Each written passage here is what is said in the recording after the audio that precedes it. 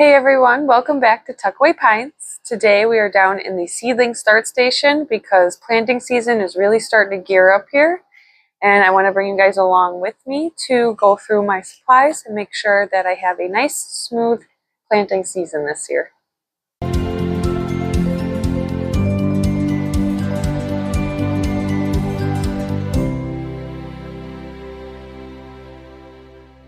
This episode is sponsored by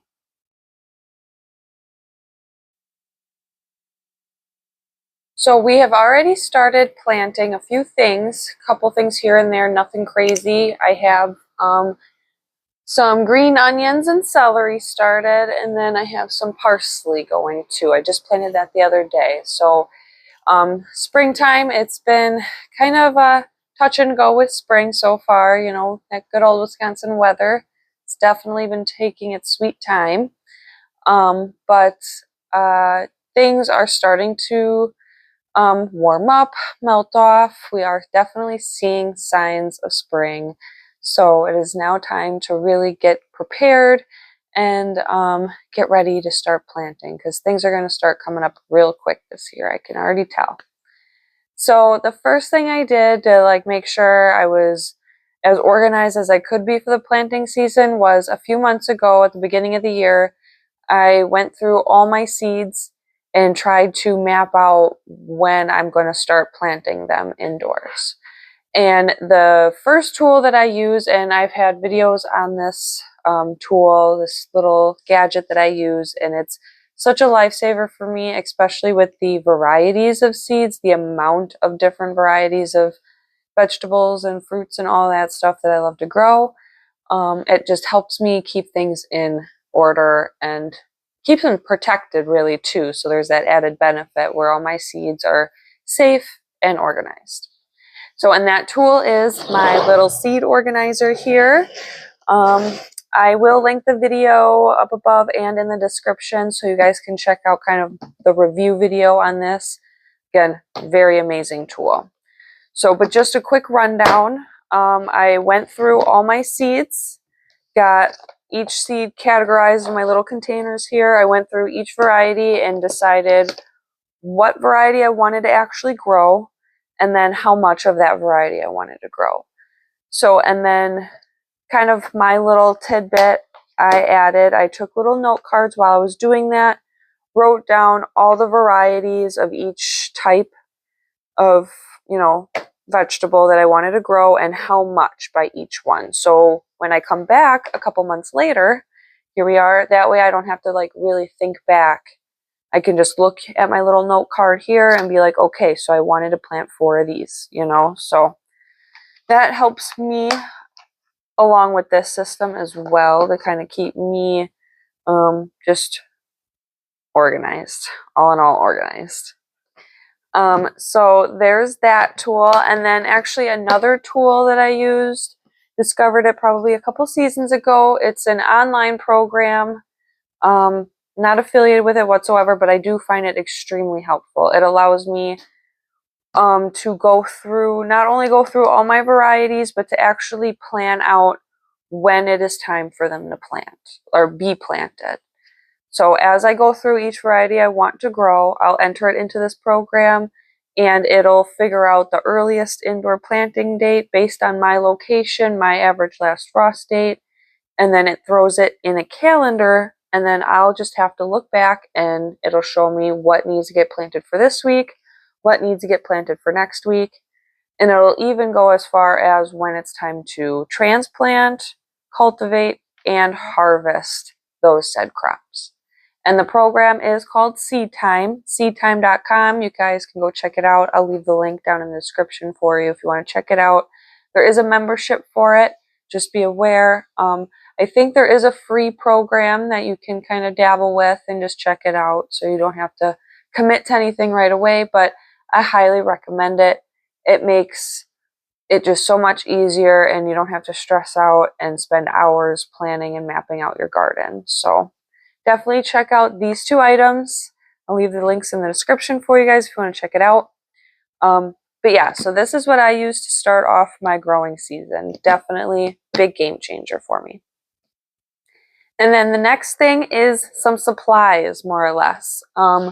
Been going through everything, just making sure everything is still in good shape, that I have enough of what I need, or at least what I think I need. And again, I've mentioned these before. We have a wonderful sponsor named Guardzen. They have gifted us many products in the past, and I am just a fan. I've actually haven't had to go elsewhere because of how their products are. Some of the products that I have from them are these growing trays, and they come in various sizes. So I have like a smaller tray with smaller cells, and then I have kind of a larger tray with larger cells here. So depending on what I want to plant, I can kind of have my options. And then they do come in multi-packs, so you're not just getting one when you purchase these. You can get like a 5 or a 10 pack. And they also come with the bottom trays that you can bottom water, so you don't have to constantly be dumping the water on top of your little seedlings. You can water them, and this also helps. The system also helps promote strong root growth as well. So I think that's an added benefit.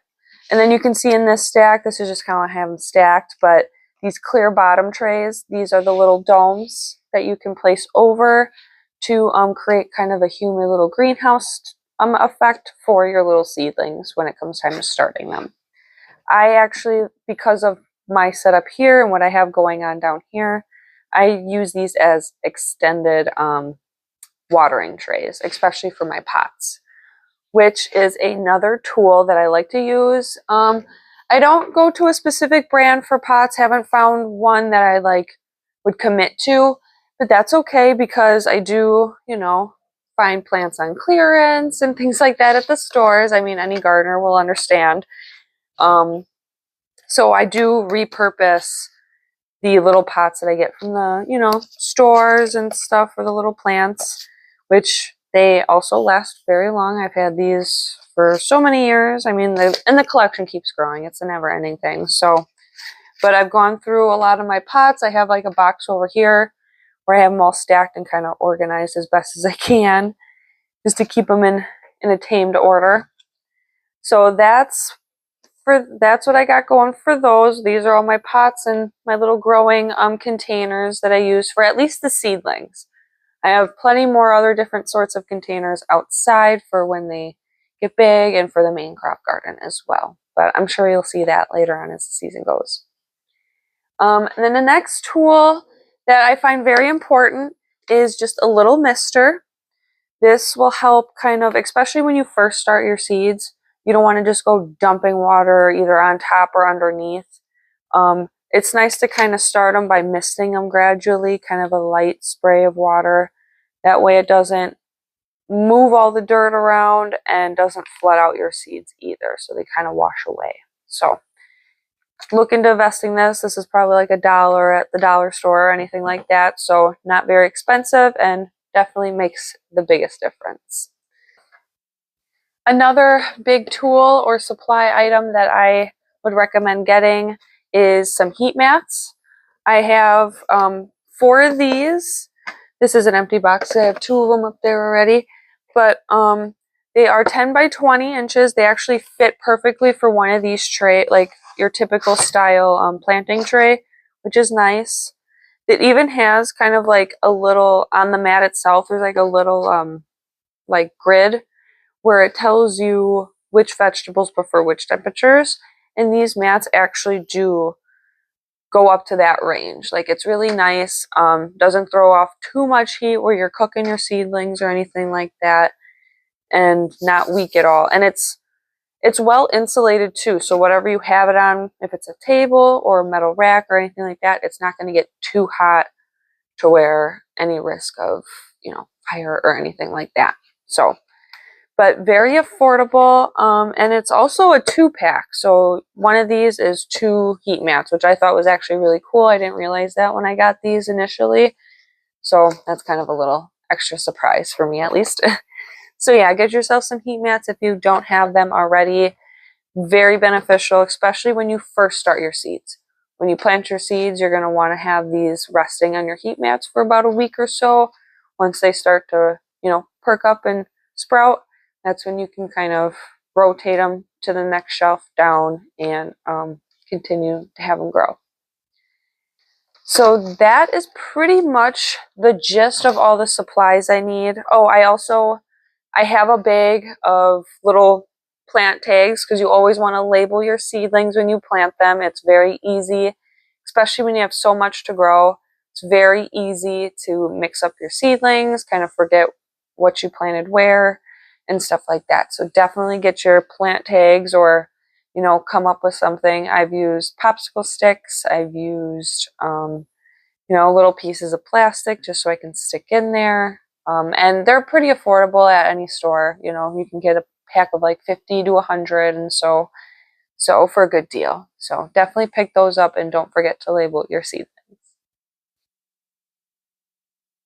So once I ensure all my supplies is in order, I have everything accounted for the most part, I want to mix up and get my medium prepared. So that's essentially the dirt that you're going to be putting in your little trays or your pots. Last year, I felt like things worked out pretty decent, and I had actually such an overabundance. Just wanted to use this stuff up. That way I didn't have to go out and buy more if I didn't have to, more or less. So just kind of trying to be a little frugal right now and just kind of use up what I already have on hand. And what I have on hand is some sphagnum peat moss, actually, and that is very beneficial. It'll help with not only being the base of your medium, your growing medium, but it'll help with moisture retention so your little seedlings won't dry out so much, and you won't have to water them as frequently. And then I also have some good quality cow manure. I had some left over. That'll help provide at least a little boost of nutrients for your little seedlings.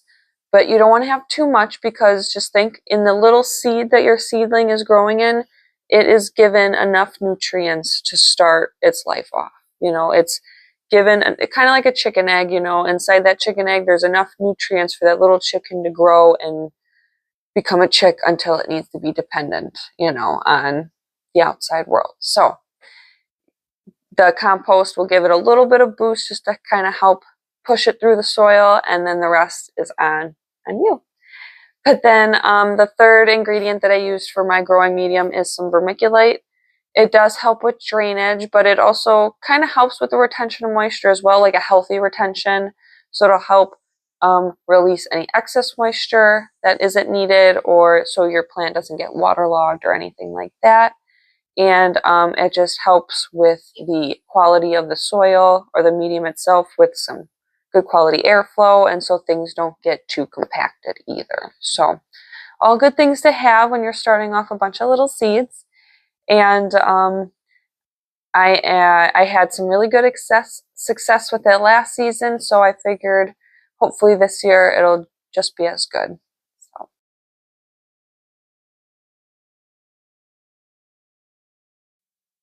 So once that is all done and taken care of, that way I have all my media, my supplies, and my little gadgets to help make me plan out my growing season and make it as smooth as possible.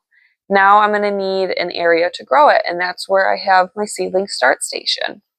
If you've been following us for a little while, you've seen a few videos where I've kind of obviously set it up, which I'll tag in here for you guys just to kind of go back and check it out, see where we kind of started.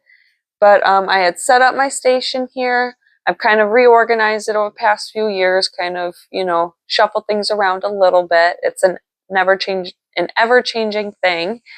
But so I have a nice area for it. You want to have a nice set area for your seedlings to grow. That way they're not getting, juggled about too much, not interfered with too much, and that the growing conditions are consistent for them as well. So right here, this is in my basement, but it typically actually stays relatively comfortable down here, on average 68 to 70 degrees, which I think is pretty good for seedlings overall. And so I have a nice metal wire shelf here, several layers, and I have the shelves. These are where you can kind of adjust the spacing in between the shelves, which is nice. And then also I have my grow lights, and this is something I meant to mention a little earlier as far as like the tools and supplies needed. definitely need some grow lights. These are Barina grow lights.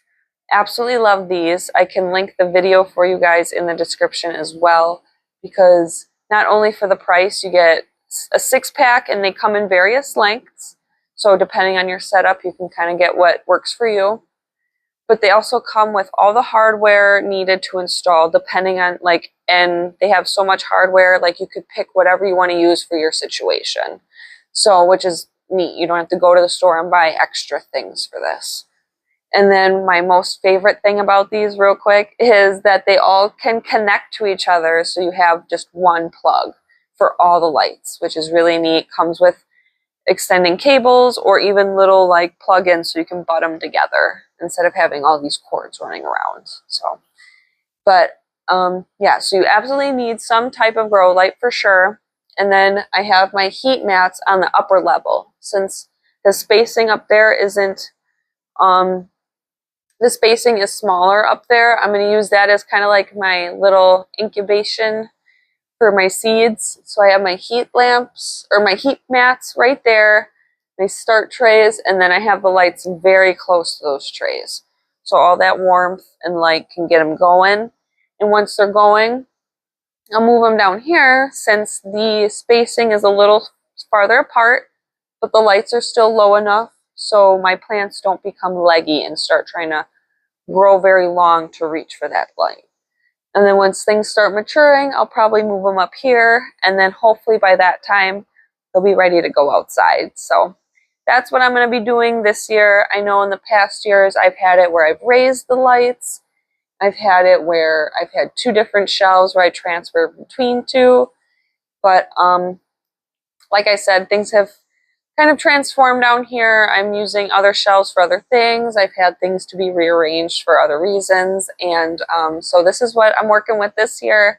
And hopefully it all works out. That's all I can ask for.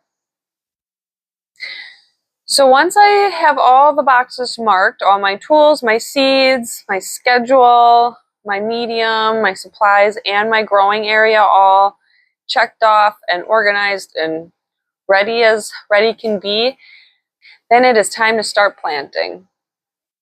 So all these tools have definitely made my planting experience each year a lot easier, and each year I kind of tweak things a little bit, add to it, maybe change how I use a certain tool or something like that, but that way it makes it easier and more efficient to me from year to year. And I just really hope that you guys can maybe take away some little tips and tricks that I've talked about today in this video. Maybe it'll make your growing season a little bit easier. And if anybody has any tips and tricks for me to try, maybe that you think might make something easier for me, please feel free to share in the comments. I would love to absolutely try them and see if it works. Work smarter, not harder. But yes, and also if anyone is interested in any of the products or tools or anything like that I have mentioned here today, don't hesitate to ask in the comments. Otherwise, I am leaving all the links down in the description. I'm even leaving my Linktree and Bendable account down there as well. That's kind of the hub of all the links and all the products that I use and want to promote, not only as a sponsorship, but also just to share, like, hey, this works for me, maybe it'll work for you, So definitely go check those out if you guys have some spare time.